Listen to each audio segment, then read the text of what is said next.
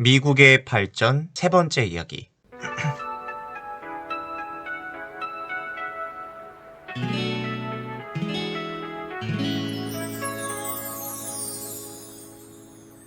이거 세상에서 제일 귀한 역사 수업 들려줄 테니 재밌게 들어줘. 오프닝송이 이제 곧 끝나가니까는 집중한다 나랑 약속해줘요. 이건 세상에서 제일 귀한 역사 수업 들려줄 테니 재밌게 들어줘. 우철쌤의 역사 콘서트.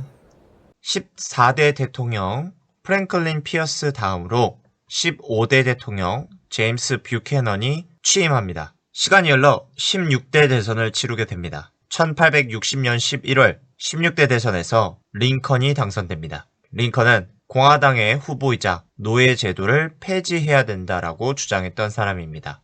이러한 링컨이 당선되자 1860년 12월 남부의 노예주들은 미국 연방에서 탈퇴하겠다 선언합니다. 이때 탈퇴한 주들은 사우스캐롤라이나, 미시시피, 플로리다, 엘러베마, 조지아, 루이지애나, 텍사스였습니다. 미국 연방에서 탈퇴한 남부 노예주들은 1861년 2월 아메리카 국가연합을 설립합니다. 이렇게 미국은 북부와 남부로 분열됩니다. 16대 대통령 에이브레함 링컨이 취임합니다. 아메리카 국가연합의 남부주들은 북부를 공격하여 남북전쟁을 시작합니다. 1861년 4월 12일부로 남북전쟁 11월을 시작합니다. 이 전쟁의 시작은 섬터 요새 전투로부터 시작됩니다. 남북전쟁 전투지역의 40%가 버지니아와 테네시 주에서 벌어졌죠. 당시 북부군은 인구, 공업, 해군력에서 굉장히 우세했고 남부군은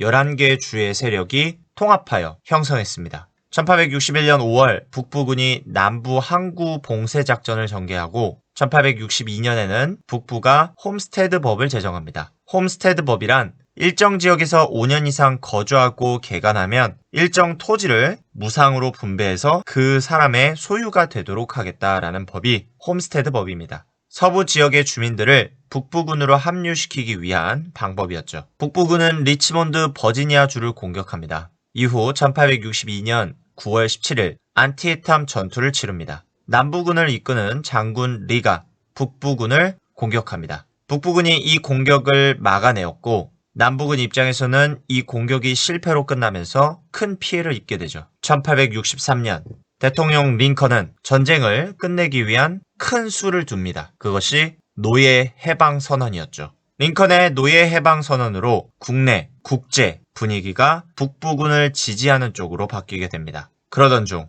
1863년 7월 남북전쟁의 최후의 전투, 게티스버그 전투가 치러집니다. 여기에서 북부군은 크게 승리하죠. 크게 패한 남부군 장군 리는 결국 항복을 하였고 당시 북부군을 이끄는 장군 그랜트는 이 남부군의 항복을 받아들이면서 1865년 4월 9일 최종적으로 남북전쟁이 종료됩니다. 그리고 남부 노예주들이 결성했던 아메리카 국가연합은 해체되었습니다.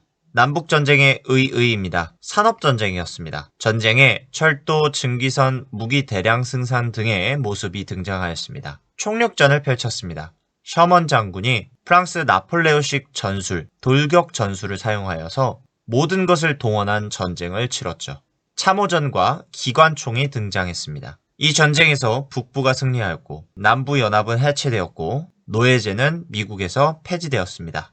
대통령 링컨의 영향력이 굉장히 커지면서 미국 연방정부가 가지는 권한이 강화되었습니다. 그렇게 전쟁이 끝나고 며칠 뒤 대통령 에이브레함 링컨은 극장에 방문하여 공연을 볼 예정이었습니다. 그런데 이 극장에서 남부 세력을 지지하는 배우인 존 윌크스 부스가 링컨 뒤쪽으로 다가가 권총으로 암살하고 그대로 도망가는 사건이 발생합니다. 여기에서 링컨은 결국 죽게 되죠.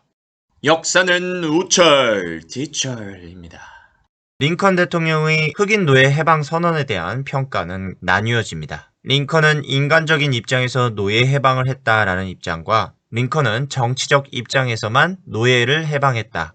이것으로 나뉘어집니다. 그 예시를 알 수 있는 내용으로는 1858년 링컨과 라이벌이었던 더글라스와의 논쟁 연설을 보면 링컨이 자치주의는 옳습니다. 이는 절대적이며 영원합니다. 그러나 노예제 문제에는 적용될 수 없습니다. 저는 오랫동안 모든 인간은 평등하게 태어났고 인간이 다른 사람을 노예로 만드는 것과 관련한 도덕적 권리는 있을 수 없다고 굳게 믿어왔습니다. 이것을 봤을 때 링컨은 모든 인간은 평등하다라고 생각했고 노예제에 대한 도덕적 권리는 사람에게 없다라고 이야기하면서 자신이 인간적인 입장에서 노예제를 반대하고 노예를 해방해야 된다라는 식의 모습을 볼 수 있습니다. 반면에 1862년 링컨이 노예제에 반대하는 신문기자에게 보내는 편지에 의하면 이 전쟁에서 나의 주된 목적은 연방을 보존하는 것일 뿐 노예제를 유지하거나 폐지하자는 것이 아닙니다. 어떠한 노예를 해방하지 않고도 연방을 보존할 수 있다면 나는 그리할 것입니다. 또한